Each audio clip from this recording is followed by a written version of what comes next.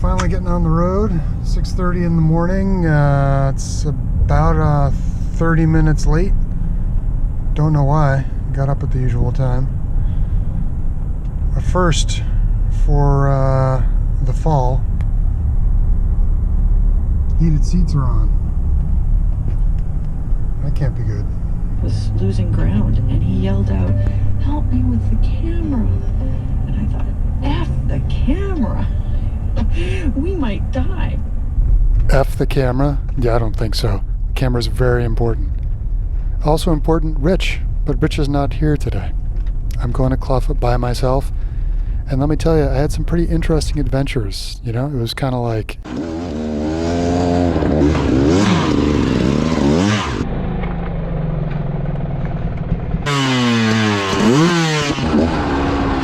but where to begin? Well, the first thing I did was go on the river loop, tried and true. It's a really nice loop. And the first climb kind of told me what the day was going to be like. Up on the Beta XTrainer, not the 390.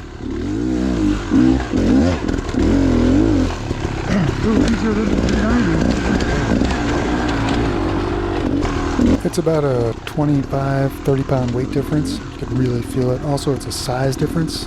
The XTrainer is in a 125 frame. So sneaking through all this stuff can be a lot more creative, a lot more flexible with my line choice. It's just creative. That's a huge bike.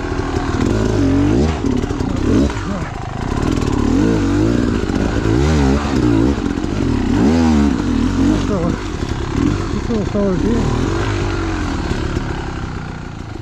Yeah, not really sure what I said there. Something about being creative on a small bike or something. I don't know. I'm already exhausted, 2 minutes in. That tight, twisty stuff dumps you out into a nice open field here. Beautiful early fall day. Nice easy part of the ride. This time through, something kind of unusual. A person. She's got a dog, so I give him plenty of room and time. Very friendly, especially considering it was pretty early in the morning. At the end of that clearing is a little whoop section, and it's always a bit of an adventure for me. See, I started to veer off to the left into the woods there. Kept it going straight, didn't bump my face on the triple clamp or anything. To me, that's victory. At the end of the clearing, back into the woods and right up this pretty short little climb here, and if I remember right, I run straight into a giant rock. Kills my momentum, but it's the XTrainer, not the 390, so I just keep going. Plenty of routes on the ride, of course. It is New Hampshire after all. Check out this little short little climb here and those giant roots, but with the XTrainer, I've got the confidence. I pick the line and shoot right up. Little two-stroke torque and low weight gets me over. Pretty early in the ride, though, I also remembered the other thing about the XTrainer, like on this steep downhill with these big drop-offs. Suspension is not super sophisticated, not really plush, but more importantly, I had the sense that I just was not alone on the trail. I even looked over my shoulder because I thought maybe there was someone behind me. It wasn't behind me, guys. It was in front of me.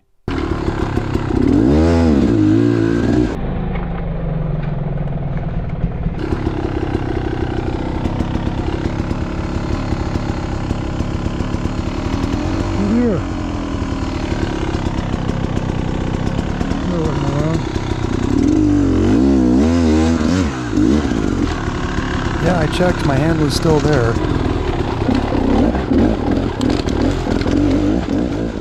I was trying to keep a pretty decent pace. My goal was to do a really long ride today, so I wasn't hammering like a sustainable pace, but I was trying to keep the speed up, and I found the harshness of the suspension, like through stuff like this here, you can see the front end really kicks up at me. It kind of tamped down my enthusiasm and made the bike a little hectic and a little jumpy, which surprised me. Gotta work on that.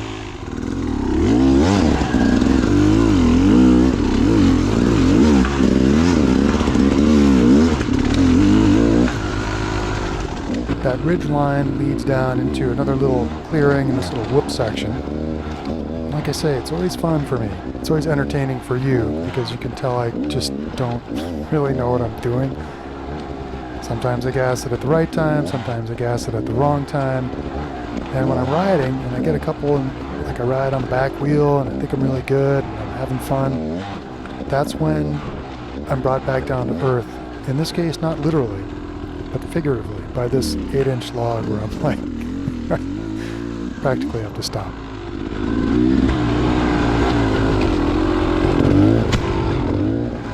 This next feature always freaks me out. I think I'm going to rip the knobs off my back tire or flip over backwards. I don't know why. Thank God it's not winter, because then it's even worse. Check it out.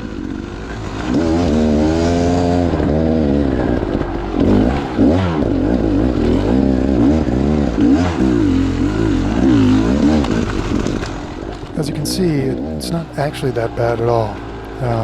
But I kind of screw myself at the top. I don't have enough momentum and I get hung up on those roots. That's nothing compared to the impossible hill. You know what? It's actually embarrassing to call it a hill. When I say that out loud, it's not a hill. It's like a route, for God's sake. You go down this little incline along the riverbed and you take the sharp left. You know, Rich explained how to do it last time.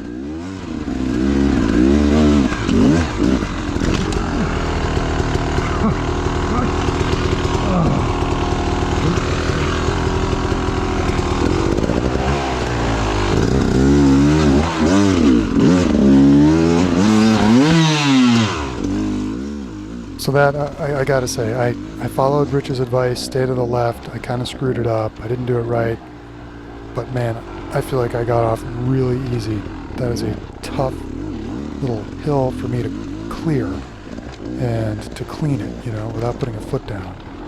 That was like a minimal disruption. It's usually much worse.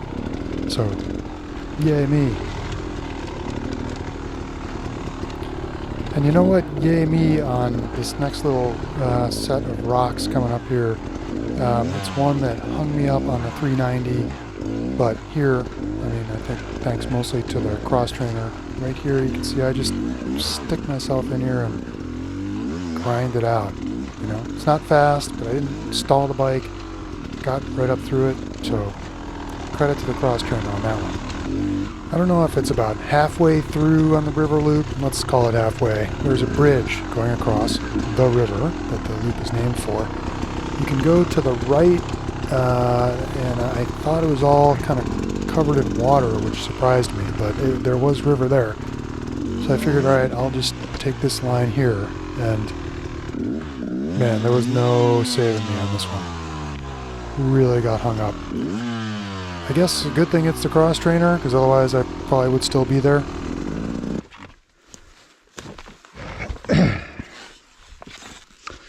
Well, I picked a harder line, and because I got what I was looking for.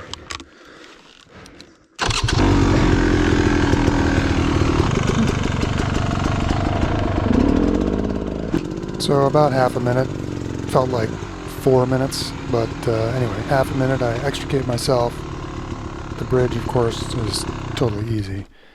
And take a little time out here, get the goggles dried off, collect my thoughts after my brutal hard enduro experience climbing over one route. It's not easy out there. And, you know, no Rich to stare at me or say something funny. All right. Enough with the funny talk. Back in the woods here, watch the front end. See, it's really, it's harsh. It's jackhammering me through here. It's kind of, I don't know, it's deflecting a lot, slowing me down. Sometimes in situations like this, I start to think, you know what, I just need to do 200 sit-ups a day, and then I'll have the core strength to ride through here without putting a lot of weight on the bars, which I think makes the front suspension performance even worse.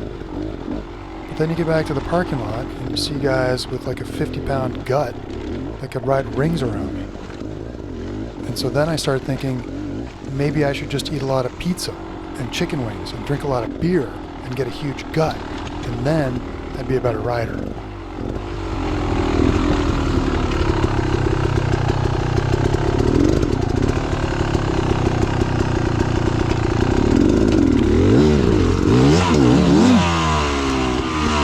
there's another 20 seconds wasted. I usually don't do that because I know I can't make it, and I don't feel like making Rich wait for me not be able to make it. So I figured, since I was there by myself, why not give it a try and prove that I can't make it. The very end of the river loop is a pretty big rock garden. It's maybe half a mile long, something like that. This is the very beginning of it. And sometimes when I go through here, I remember that many years ago I came through here on a DRZ 400. I was here by myself, and I believed that it was impossible that anyone could ever ride through here. And I actually cut through those trees on the left. There's like a service road out there, because I just concluded that I would destroy my bike and injure myself if I even attempted to ride through this stuff. Maybe it was this section here, I don't know, whatever psyched me out. I'm sure it was true that I would have hurt myself and destroyed my bike if I tried to ride through there back then. It's a lot easier today. Not easy, but easier.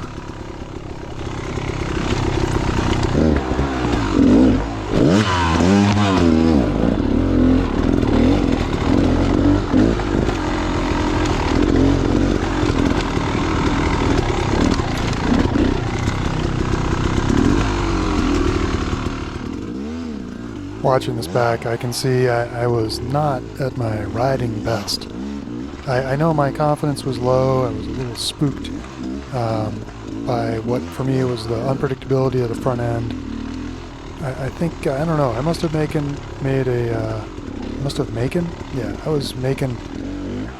wasn't making time, that's what I wasn't doing. I must have made an adjustment to the front end. I'll have to check my notes and see, go maybe a couple clicks back where I was, because it's been better than this, for sure.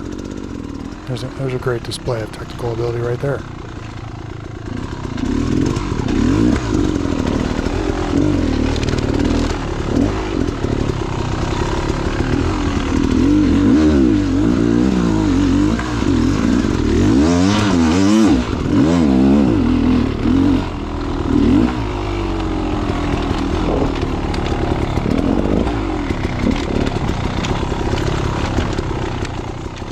I get kind of tired and like worked over enough by the really hard parts that then when it gets really easy, like through here, I'm so tired I can't even, like, I'm just trying to recover for the next like mega rock section, such as this coming up here.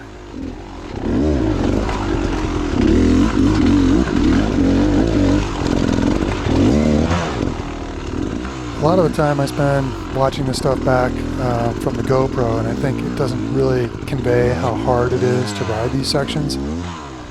This part here actually, I think, gives you a pretty good idea. It's just kind of like, I don't know, riding up and down these like staircase rocks and then find myself in this precarious position.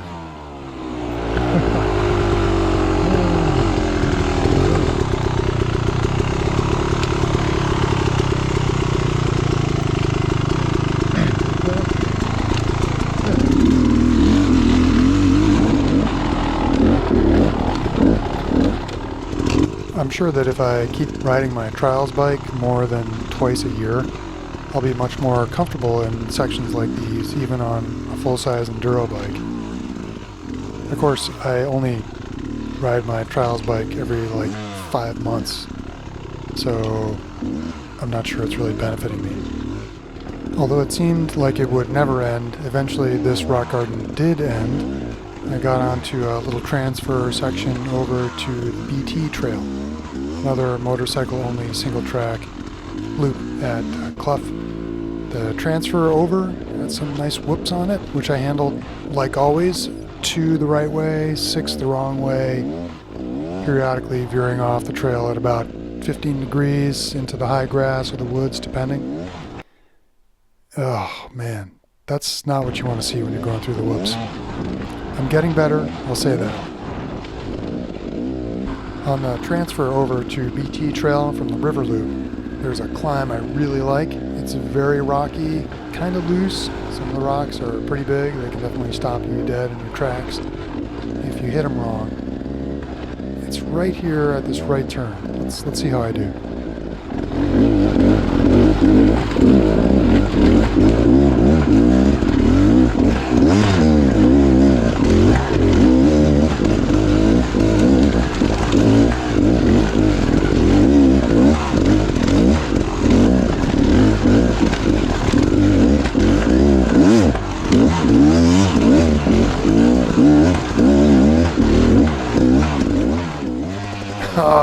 Almost cleaned it. I think I did get a foot down there, but all in all, pretty solid effort.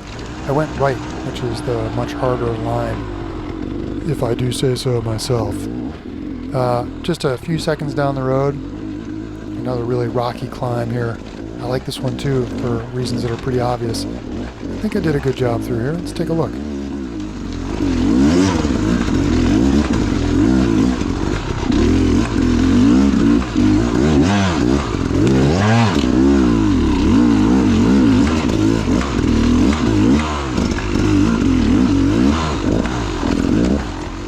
Yeah, thank God I was on a 2-stroke, right? The 390 definitely would have stalled out there. I mean, I think most 4-strokes would, unless I had it, you know, singing along and slipping the clutch a lot more than I did. All right, finally made it over to the actual entrance of the BT trail, and right out of the gate, it's nice, smooth, fast flowing. Not fast for me, but, you know, potentially fast if you can do that kind of thing. But pretty soon we come up on a climb that has this giant root. Rich pile drove.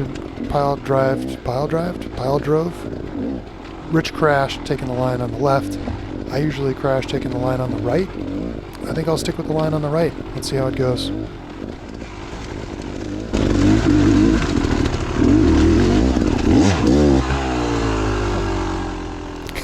Yeah, it went really well. Great job. I think full marks on that one. Sailed right over it.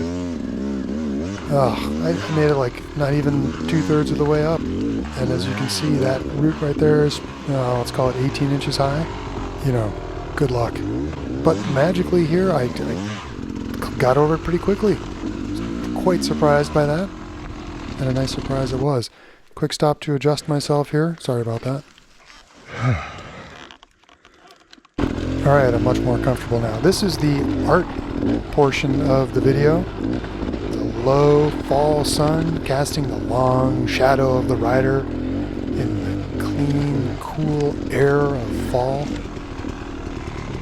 The GoPro battery crapped out right around here. I hit the truck, grabbed some water, got back on the trail to do river loop one more time. And coming around the corner here, I saw the dirt bike riding introvert's nightmare. Other guys on the trail. I didn't stop, I didn't wave, I didn't say hi. All I could think was, they seem to be taking a break, they're probably faster than I am. But if I really push, I won't have to talk to them and they won't pass me. So I started to really push, and then immediately I almost crashed right here. Thank you very much. But I didn't crash, and I just kept pushing. Into the river loop again, quick look over the shoulder, make sure the posse has not closed in on me. I don't know what it is about having other guys catch me, I just don't like it. Of course, a little extra pressure causes me to go straight off the trail on that sandy climb that I easily cleaned the first time through. What do you expect? It's amateur hour, guys. One of the ways you can tell a lot of guys ride this trail is when you get to the trees and see that the bark has been worn away by everybody hitting them with their bar ends. It's good times. Pushing through here again, trying to keep up a good pace. Don't want to get passed by those guys behind me. Of course, they probably just took like a different trail and they're nowhere behind me. Actually, that probably is true because they haven't caught me yet. There's a big blow down here. It's kind of cool. It fell right along the trail by coincidence. Glad nobody was out riding at the time. That could have been ugly. Coming up here, there's a fork in the trail. I must have totally missed it the first time. I don't know. When I get to the fork, I go to the right, and I think that's, here's the fork right here. here. Thank you. I go to the right. I think I should have gone to the left, and I think I always go to the left. I'm not really sure because when I go to the right, I'm like, this doesn't look really familiar to me. Where exactly am I? And then all of a sudden, I'm like in this V pointed at this rock that goes. I don't. That's not good. I shouldn't go that way.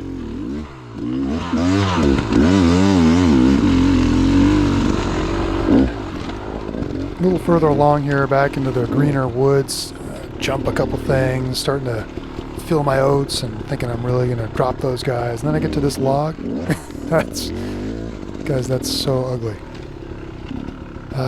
But I'm not on the 390, so when I do this, I can just kind of stumble my way through, and the cross trainer carries me right over. Not a problem.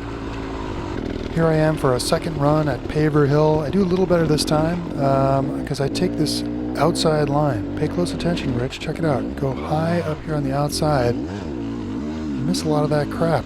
That's the way to go. Now we get to Ballbreaker Hill. Yeah, it's not a 390. This is the hill where I just kind of threw it up on the 390, dug in the back wheel, and I racked myself on the gas tank on that route right there. I do exactly the same technique. I don't quite rack myself though. I just kind of keep going. That's a good reason to have a small and light bike right there. Guys who've ridden with me a lot are familiar with the 360-degree sequence I have. Usually I tuck the front like I'm about to do here, and whoop, but I just I kind of crash, but I just sort of step off the bike. Do a little 360, pick the bike up, and ready to go. The first time I did that in front of my friend Jay, he said that he did a double take and was trying to figure out if I had actually crashed. From the 360-degree sequence to the faceplant sequence. Impossible climb coming up. Just to review, some advice from Rich. In my mind, I saw myself going up over these rocks and right up here. Yeah. Yeah, that's what you should do. That was in my mind.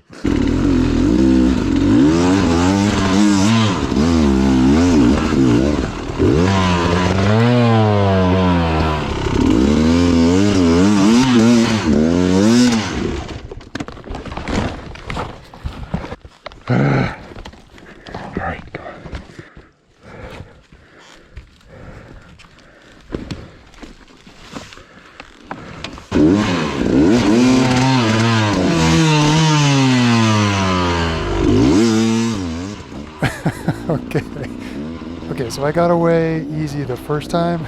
I definitely hit every branch that time. I tried Rich's advice, that left-hand line, but there seems to be a giant rock at the top. So my conclusion is it's impossible to climb that hill. There is no good line, and nobody can ever make it. But I don't know. We'll test that again this weekend. All right, and then just like that, we're back in the rock garden here. Okay, we cut out some sections. No need to see everything twice. The rock garden this time through was about the same as last time, which is good because whoa! Did you see that triple clamp hit me in the face? That was not as good as last time.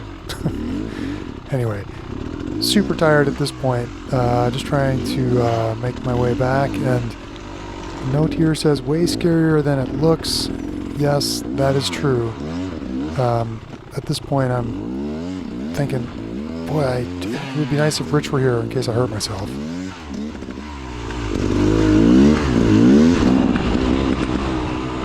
Alright guys, we made it out, and that big pack never passed me, which means they must have gone a different way. End of river loop, total time 56 minutes if I remember right. Yeah, 2 minutes faster than the first time through, but still slow.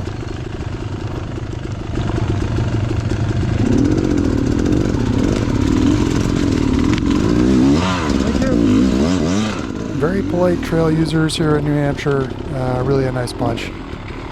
Making my way back to the truck, collecting my thoughts, and man, I was surprised to see the place is packed. I don't think I've ever seen it this full, actually, and it's a good thing because boy, I'm about to put on quite the show for them. actually thought about just riding my bike right into the back of the truck. I left the ramps out, which I never do. So it would have been pretty convenient, but instead I made a different bad decision.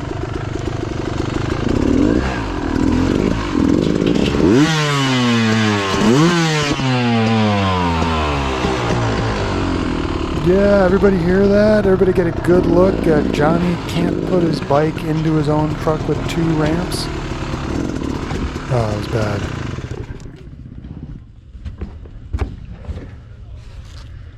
At least I didn't ride it up. Well, guys, that's how the ride ended for me. I'll see you on the trails. Stay safe. Have fun.